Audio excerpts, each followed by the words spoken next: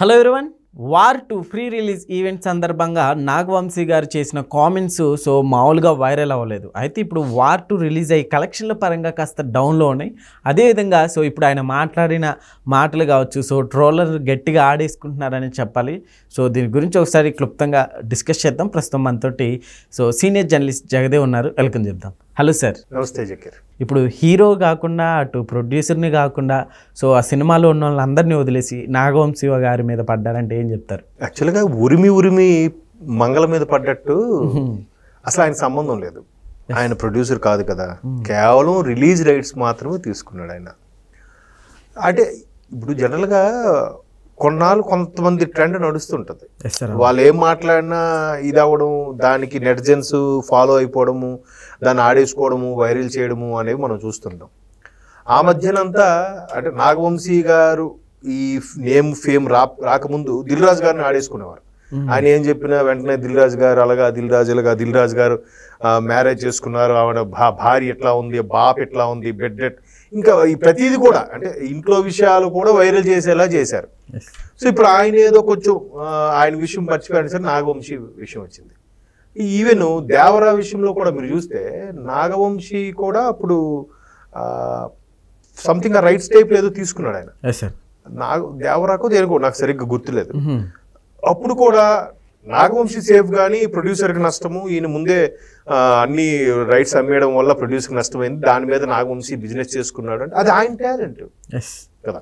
ఇప్పుడు కూడా ఎన్టీఆర్ యొక్క అభిమానిగా ఎన్టీఆర్ మీద ఇష్టంతో వార్ 2 రైట్స్ కొనుక్కొని చేసుకున్నారు.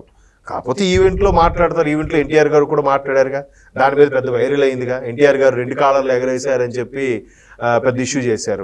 అంటే అంత కాన్ఫిడెంట్గా చెప్పాడేంటి? జనరల్గా మీకోసమే కష్టపడతాను, మీ తెలుగు ప్రేక్షకుల కోసం, నందమూరి అభిమానుల కోసం నేను చేస్తానని ఎప్పుడు చెప్తాడు. ఈసారి అలా చెప్పడంతో పాటు ఖచ్చితంగా బొమ్మ అదిరిపోద్దని చెప్పాడు. అదే ఆయన చేసిన తప్పు. అలా చెప్పడంతో ఇంత హైప్ అవసరమా? ఎందుకు అలా క్రియేట్ చేశాడు? ఎప్పుడూ లేదు ఎందుకు అంత కాలు ఎగరేశాడు? ఈ మధ్యకాలంలో ఎవరికి ఎక్కడ రోల్స్కి చెక్కని ఎన్టీఆర్ ఇలా ఎందుకు మాట్లాడారని ఆయన వాడుకున్నారు. ఆయన ఆడుకున్నారు సరే కదా, అయిపోయిందనేసరికి ఇప్పుడు ఈయన టాపిక్ ఇస్తారు. ఈయన ప్రొడ్యూసర్ కాదు, ఈయన జస్ట్ సినిమా బాగుంటుంది అందుకే రైట్స్ కొనుక్కున్నాను, ఎన్టీఆర్ అంటేనే బొమ్మ సగం హిట్ అన్నట్టుగా మాట్లాడాడు. సార్ యాక్చువల్లీ నాగవంశీ గారు గతంలో కొన్నిసార్లు మీడియా మీద కొంచెం సీరియస్ అవటం కూడా జరిగింది. అది కూడా మెయిన్ రీజన్. అందుకే నాగవంశీ గారిని టార్గెట్ చేశారు. మేబీ ఎందుకంటే ఆయన ఉన్నది ఉన్నట్టుగా కొండ బదులు కొట్టినట్టు చెప్పాడు. ఇప్పుడు నాకు తెలియగలుగుతాను వాళ్ళకి భేదాన్ని. ఇప్పుడు కొంతమంది మీడియా మిత్రులు ఉన్నారు, వాళ్ళు మితిమీరి అడుగుతుంటారు. మితిమీరి అంటే ఎలా అంటే మరీ అబ్బెట్టుగా ముఖం మీద కొట్టొచ్చేటట్టుగా అడగకూడదు కదా. కొన్ని ముఖస్థుతిగా మాట్లాడాల్సినవి మాట్లాడుకోవాల్సినవి ఉంటాయి, అవి అనకూడదు. తర్వాత అతిగా ప్రవర్తించడం మీరు ఎలా చేస్తారా? మీరు ఎలాగెందుకు చేశారు? అక్కడ ఆడినందుకు అలా ఎందుకు వాడుకున్నారు? నువ్వు వెళ్ళి చేయవా డైరెక్షన్? నువ్వు వెళ్ళి చేయవయ్యా? చేయగలవా? అలాంటి వాళ్ళకి ఈయన కౌంటర్లు ఇచ్చాడు. చాలా సందర్భాల్లో కలెక్షన్లు వచ్చాయి చెప్పాము ఇప్పుడేంటి అన్నట్టుగా మాట్లాడాడు. మీరు దాన్ని ఏదో వేరే రకంగా టార్గెట్ చేస్తారేంటి అని అడిగాడు. అలాగే మీరు అన్నట్టు మీడియా మిత్రులు కొంతమంది, అందరూ కాదండి, కొద్దిమంది ఉన్నారు ఆనిముత్యాలు. ఆనిముత్యాలు ఎలాంటి ఆనిముత్యాలు అంటే పాపం మొన్న కన్నప్ప సినిమాకి సంబంధించి విష్ణు గారు అందరికి ఇంటర్వ్యూస్ ఇస్తుంటే ఆయన గుచ్చి చెప్తున్నాడు, పర్సనల్స్ అడగొద్దు, ఇది కన్నప్ప ప్రమోషన్ అంటే దానికి పెద్ద ఏదో మనం బట్టి సిబిసిఐడి ఆఫీసర్ లాగా నేను పెట్టేశాను, లాగేశాను ఇన్ఫర్మేషన్ అని పెద్ద బిల్డప్కి, అంటే బయట మార్కుల కోసం. అంటే అలా కాంట్రవర్సీ అయితే కింద వ్యూస్ వస్తాయి కదా, అది తప్పు కదా. అంటే క్లియర్గా నవ్వుకునే కోపగించుకోకుండా కోపాన్ని తమాయించుకొని మరీ చెప్తున్నా, తిప్పి మళ్ళీ అక్కడికే. విష్ణు గారు మీ తమ్ముడు విషయం, అలాగే మోహన్ బాబు గారు, నీకెందుకే నీ ఫ్యామిలీ విషయం నువ్వు చెప్తావు నువ్వు, అది తప్పు. నీ ప్రొఫెషన్ ఏంటి? సినిమాకి సంబంధించి ప్రమోషన్లో భాగంగా వాళ్ళు పిలిచేటప్పుడు సినిమా ఎలా ఉండబోతుంది, ఏంటి, దీని డ్రాబ్యాక్స్ ఏంటి, దీనికి ప్లస్ ఏంటి, సినిమా డైరెక్టర్ ఎలా చేశారు, దీనికి ఏది హైప్ వస్తుంది, అది మాట్లాడు. అంటే నీకు అది సబ్జెక్ట్ లేక, నీకు అడగడం చేత కాక ఇట్లా కాంట్రవర్సీకి వెళ్ళిపోతున్నావు. అయితే ఒకటి వాళ్ళు కూడా అనడానికి తప్పులేదు, ఎందుకంటే 100లో 90 మంది అలాగే అడుగుతున్నారు. ఆ 10 మంది జెన్యున్గా అడిగితే ఆ 10 మంది ఛానల్ ఒకటి చూడట్లే. అవి చూసారా? పూరి జగన్నాథ్ గారు నిజంగా చాలా బాగా డైలాగ్స్ రాశారు పోకిరిలో. గాంధీ సినిమా 100 రోజులు ఆడదు అన్నట్టుగా. అదేంటది, మొగుడు చుచ్చిన ముండా బ్రేక్ తర్వాత చూడండి అని ఏదో చెప్తాడు ఆయన, సియాజీ షిండే గారు. అంటే మీరు ఒక పసుపారని ఇల్లాలు భర్త పోయాడని బాధపడుతుంటే మీకు ప్రాస కావాలా, ఆ టైంలో మీకు వ్యంగ్యం కావాలా అని చెప్పి ఆయన ఏ కేక్ వదిలేశాడు ఆల్రెడీ. బట్ అది చాలా మందికి ఇంకా ఎక్కలేదు, మనకు కాదులే అనుకునేవారు. అలాంటి వాళ్ళకి పూరి జగన్నాథ్ లాంటి వాళ్ళు సినిమాల రూపంలో జవాబు ఇచ్చారు. నాగవంశీ ప్రొడ్యూసర్ నాగవంశీ లాంటి వాళ్ళు ఫేస్ టు ఫేస్ జవాబు ఇచ్చారు కొంతమందికి. మీరు పాత వీడియోస్ చూస్తే అర్థమవుతాయి. సో దాన్ని మైండ్ లో పెట్టుకొని ఇప్పుడు ఎన్టీఆర్ గారిని వదిలేశారు, హృతిక్ గారిని వదిలేశారు, ఆ సినిమా డైరెక్టర్ ముఖర్జీ అయాన్ ముఖర్జీ ఎవరు ఆయన వదిలేశారు, యశ్రాజ్ ఫిల్మ్స్ ఏదో అది ప్రొడ్యూసర్ వాళ్ళకి వెళ్ళకండి, వాళ్ళేం అనలేక మేబీ వాళ్ళంటే వ్యూస్ కూడా రావేమో.